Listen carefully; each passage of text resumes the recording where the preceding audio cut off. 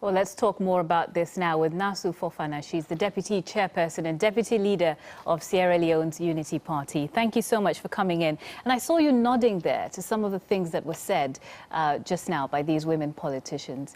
Do you think that something can be done to get more women into politics across the continent? Absolutely, Nancy, and thank you for having me. What she was explaining there is exactly what the continent is facing. And I think what we have within the continent with no president, female president within the African Union is it's an emergency. It's a development emergency. It's an economic emergency that we need to really, really pay attention to.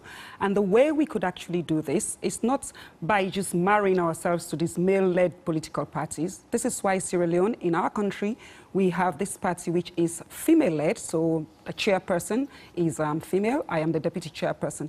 We believe that we want to be able to have parties that will give space to women's political participation and also encourage them to believe in the ideals of those parties. But is that the solution, having women-only parties? Why not get involved in the parties that exist and take leadership within those parties, increase representation there? Is it necessary to create a different space? Well, absolutely, it is necessary because we have been doing that. I mean, I was in a party which one of the two oldest political parties in Sierra Leone, and I actually did consider what you've just said. But I learned from my experience that we will not be given the space that we really require. Our voices are not heard. The agency that you require to make the effective change will not be given to you within these parties. It is basically, if you look at the positions that they give, is to say, okay, let's make the women happy. This is not what we want. We are qualified, we have the potential to make the change. Yes, we are women, we are strong, our voices should be heard. But we are now basically not asking, we are taking action. Action is what is needed. And having a female-led political party does not necessarily mean we won't have men.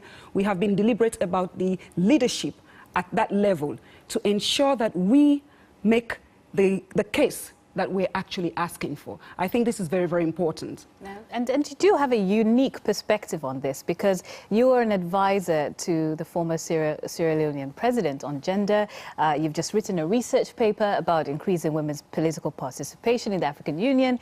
And here you are, deputy leader of a party. But what have women who are in leadership across the continent said to you about what it really is like? Well, in Rwanda, when we were there for the Mo Ibrahim Foundation weekend, women political leaders from all over Africa were there. And in fact, it was actually, we were angry that we have come to a place where the only female president that we have within the African Union, for example, was exiting, and we only have one vice president.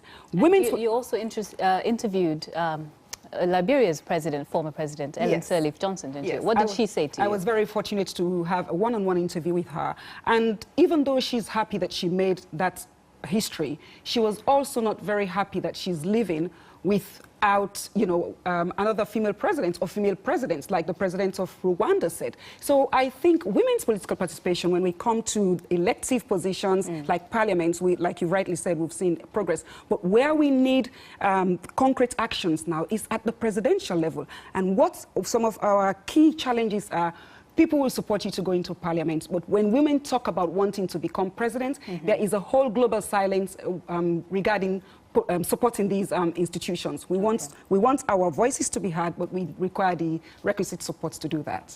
Thank you so much, Naasu Fofanah, for coming.